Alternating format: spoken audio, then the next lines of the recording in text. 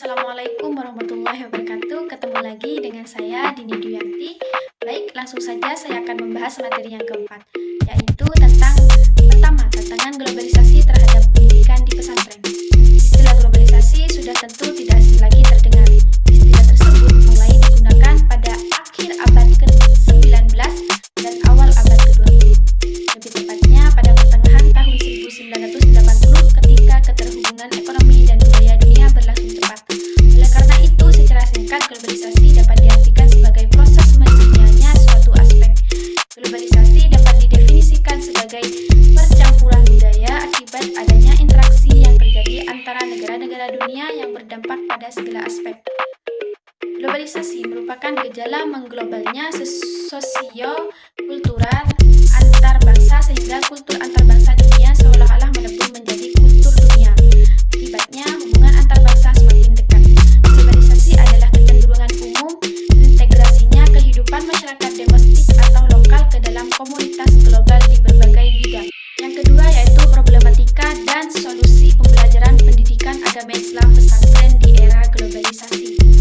Problematika berasal dari kata bahasa Inggris yaitu problem yang berarti soal, masalah, atau teka-teki juga berarti problematik, yaitu ketidaktentuan.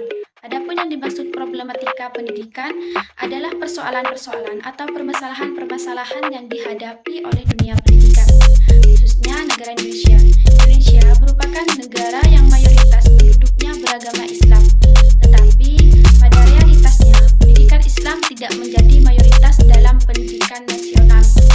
Pendidikan Islam selalu dipandang berada pada posisi kedua atau marginal dalam sistem pendidikan nasional. Padahal pendidikan apapun itu, baik pendidikan nasional maupun pendidikan Islam, hakikatnya adalah mengembangkan harkat dan martabat manusia serta memanusiakan manusia, sehingga mampu menjadi khalifah. Pendidikan Islam diakui keberadaannya dalam sistem pendidikan berbagi menjadi tiga hal. Pertama, pendidikan Islam sebagai lembaga, diakuinya keberadaan lembaga pendidikan Islam secara eksplisit. Kedua, pendidikan Islam sebagai mata pelajaran, diakuinya pendidikan agama sebagai salah satu pelajaran yang wajib diberikan pada tingkat dasar sampai perguruan tinggi. Ketiga, pendidikan Islam sebagai nilai, yakni ditemukannya nilai-nilai Islam dalam sistem pendidikan. Metode pembelajaran sangat berpengaruh dalam aktivitas belajar mengajar di pesantren. Agar pesantren tidak ketinggalan zaman, maka harus dilakukan pembaharuan dalam pembelajaran, seperti dalam metode pembelajaran yang sudah sangat bervariatif dan mengikuti zaman. Dengan berkembangnya teknologi, metode dalam pembelajaran pun seharusnya dapat mengikuti zaman.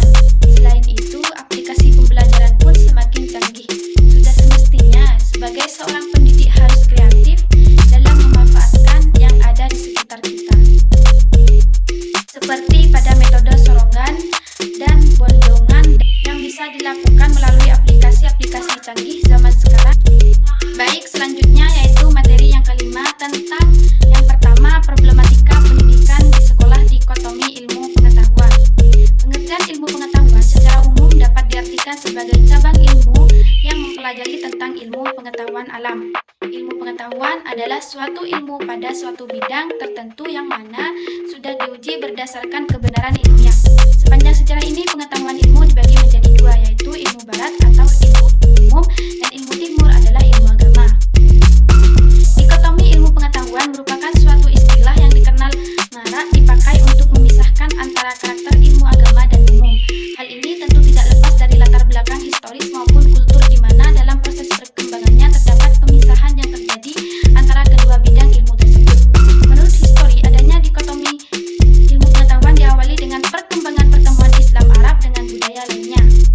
Dikotomi ilmu pengetahuan merupakan suatu istilah yang dikenal marak dipakai untuk memisahkan antara karakter ilmu agama dan umum.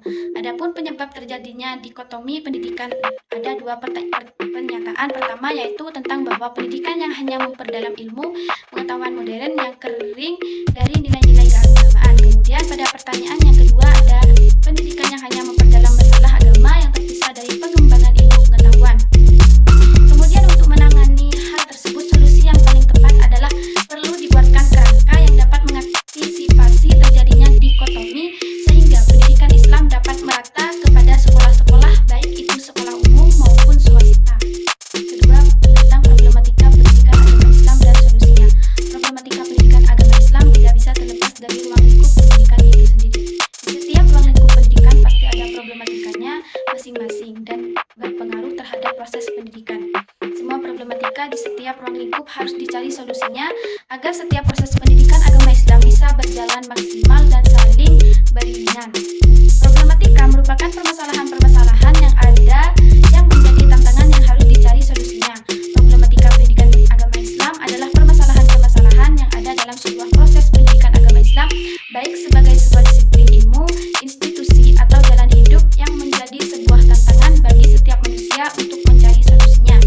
Problematika beserta solusinya. Yang pertama, faktor internal. Yang kedua, lingkungan sekolah. Yang ketiga, tenaga pendidikan. Dan keempat, peserta didik. Kelima, faktor eksternal. Keenam, orang tua. Dan terakhir, yaitu masyarakat. Yang ketiga yaitu tentang urgensi penerapan sopan santun dalam pembelajaran pendidikan agama Islam siswa.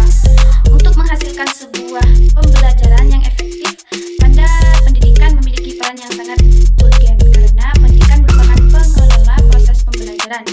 Pendidik merupakan salah satu komponen penting dalam pendidikan yang ikut bertanggung jawab dalam pembentukan pribadi siswanya. Perilaku sopan mencerminkan perilaku diri sendiri karena sopan memiliki arti hormat, takdim, dan tertib menurut adat yang ada. Maka dari itu wajib kita lakukan. Setiap bertemu orang lain sebagai wujud kita dalam menghargai orang lain sebagai guru yang berkompetensi di bidang pendidikan agama Islam, maka sudah sepatutnya menjadi sebuah identitas dalam menanamkan dan mengembangkan nilai dan karakter siswa yang dasarnya terletak pada sikap sopan santun. Maka dalam mengajar peserta didik pun tidak semata-mata terpaku oleh teks yang ada pada bahan ajar untuk mampu mendidik sikap sopan santun siswa dengan baik. Baik, mungkin itu saja yang bisa saya jelaskan. Sampai ketemu di materi selanjutnya. Assalamualaikum.